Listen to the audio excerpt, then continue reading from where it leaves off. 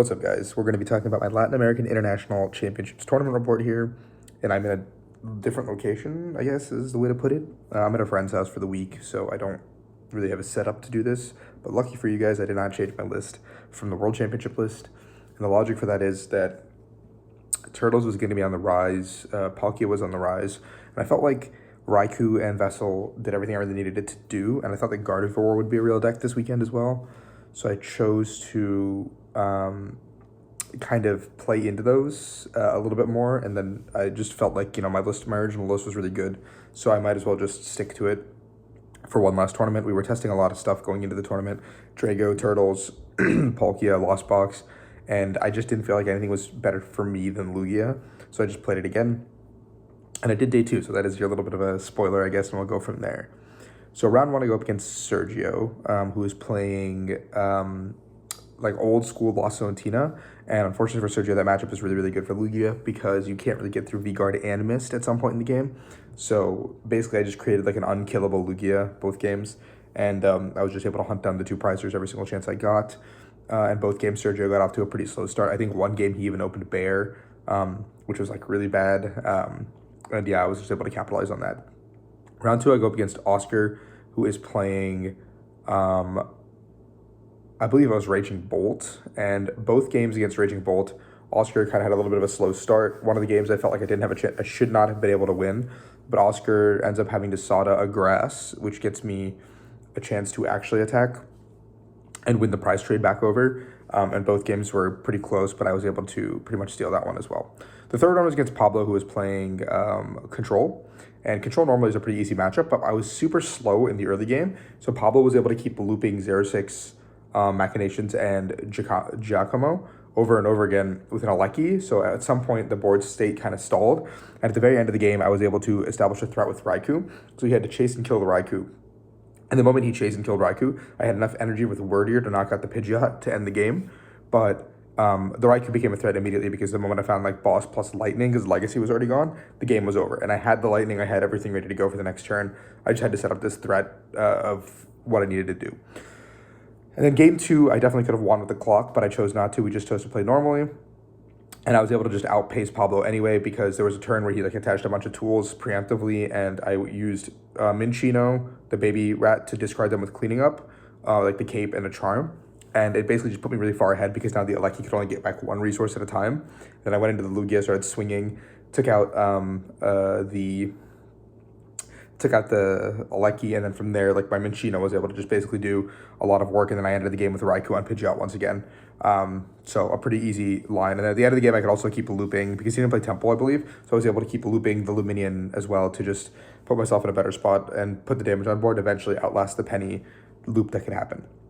So now we're at 3-1, and I go into Daniel, who's playing Bolt once again. I end up breaking one of the games. I end up winning game 2, and then game 3 is where it gets really close. And I end up making a play. Daniel ends up playing Energy Switch. So he's able to get a 1-prizer attacker in the bench and 1-prizer in the active. So now my bundle doesn't work either. And he ends up going Energy Switch to basically establish this new attacker. And I'm just like, dude, what is happening this game? And then he knocks me out, and which is fine. Like, I'm completely okay with this. Now bundle is my win condition, and I have 2 Boss's Orders left in the deck. And I'm able to draw pretty much my entire deck besides 2 cards. And yeah, my last 2 cards in deck are the Boss's Orders, which then gives Daniel the chance to just go and win the game the next turn with his own Boss's Orders, or just take a prize and he wins the game. So I end up losing that game, and I'm pretty upset about it because I feel like the odds are definitely in my favor to win that one. I think I showed him the bosses too. I was like, yeah, look, next card boss. And he was like, that's unfortunate. But Daniel did catch me off guard with the 2 1-prize attackers as well as the Energy Switch. So, props to him. His list did work out in that scenario to take me down. Definitely something I wasn't expecting because I didn't see them in game 1 or 2. And so game 3, it did catch me by surprise. Round 5, I go up against Teo. He's playing Cloth. And the matchup is pretty good for Lugia unless Teo gets like a super aggressive early start and takes 2 prize cards with the Cloth. The Cloth can actually one-shot a Lugia perfectly if everything works out the way it's supposed to, but it just, doesn't. And I'm able to and Teo has like a pretty super slow start against me both games, and I just end up setting up kind of perfectly and end up rolling him. Round 6, I hit Mariano, who is playing Thorns. So he flips over the Thorns, and I just like look at it, and I'm like, I can't even do anything here. So I end up playing the matchup I try my best, but there's no avail for me, and I end up losing pretty quickly. It is Thorns. It's an auto loss for me. I end up losing. I need to like walk it off. Now I have to win 2. I'm 4-2, back against the wall. Not much we can do. Round 7, I hit a Drago. Both games they draw pretty poorly, and I'm able to just kind of just get in there and do a lot of damage pretty quickly. I remember one turn where they V-Star in game 2 to attack, and they end up discarding both Rod and Rod and a Superior and something else, and they have all like 6 energy showing, and they open Radzard. So Switch and Prime Catcher are also gone. So instead of taking a prize card at this point, I just start gusting the Radzard over and over again. And Andreas ends up showing me that he prized Last Rod and Stretcher for the last 2 prize cards, but he also didn't have Gust. So I knew that if I just sat there with like 2 Archeops and nothing else, that even if he was able to retreat it one more time, that he's just stuck in the game end. So I just sat there just bossing. And I knew that the last boss that I needed to use, I could get with Luminion and get it and win the game. So I was able to win with an alternate win condition of deck out against Andres to go to 5-2, which means I guaranteed points at the very least and my travel award. So it's like a little bit of a like yay moment for me. Round 8, I go up against Felipe, who is playing Drago as well. Game 1, I end up winning pretty convincingly. Game 2, they end up winning. Game 2, it looks like they should be winning. And they go for a Gudra attack on my Squawk ability. Instead of hitting my Word Ear, I just take like a turn 2. Like, they don't get a Drago on turn 1, which is like really bad for them. So I end up getting like a Word Ear KO turn 2. And they end up going for my Squawk because they can't get through my Word Ear with the V-Guard and the Mist. And then I just end up the Gudra, and I just go 380 with my Deer, and I one-shot the Drago, and they just don't have the resources to create another attacker. Like, maybe they can go into Radzard, but if they go into Radzard, like, I just have like the boss ready on like a Squawk or a Mew or something that they already have on their bench. So they just, and I don't think they have the resources to get there because they like looked at their hand, they drew for turn, and they were just like, yeah, you got it. So they conceded. So 6-2, I advanced to day 2. Feeling pretty good.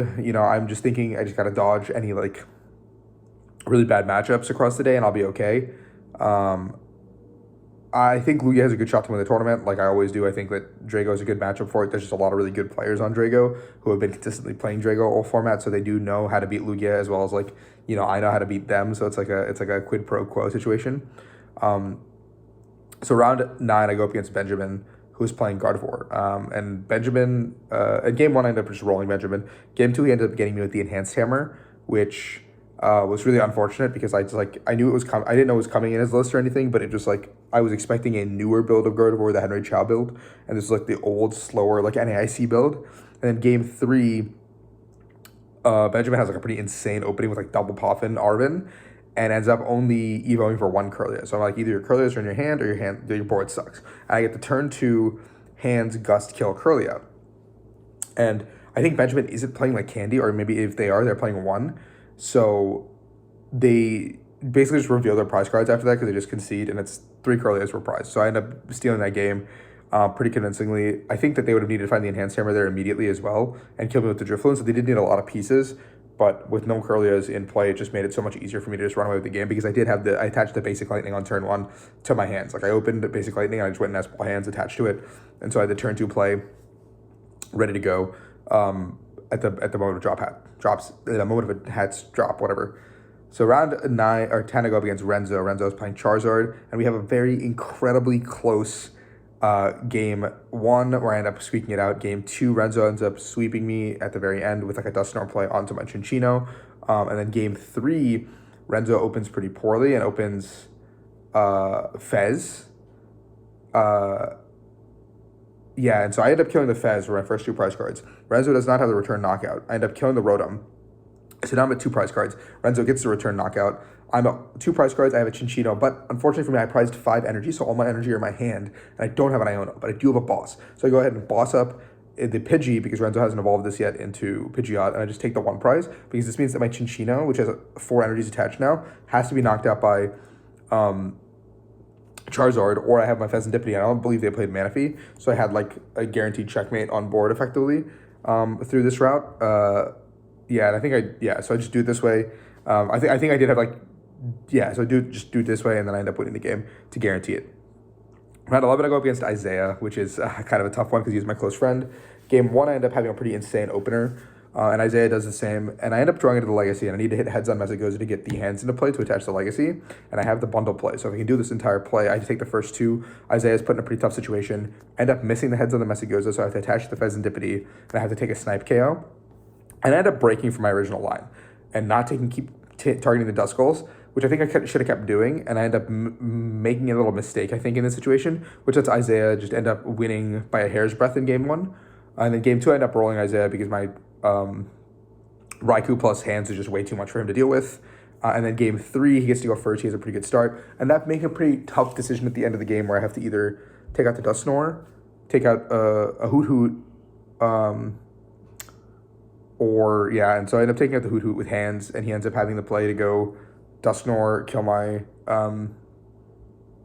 bear on bench, and then, or my bear that I hit with already on bench that he hit into, and then kill with his own bear for a game on my hands, which was really annoying.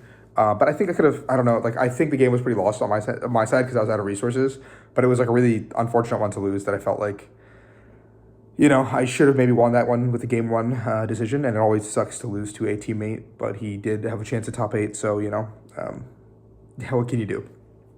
Then round 12, I hit Jesus, and I double bricked and lost. So finished 8-4, 85th, no money, nothing, but that's the end of the Lugia run, and we'll catch you guys next time.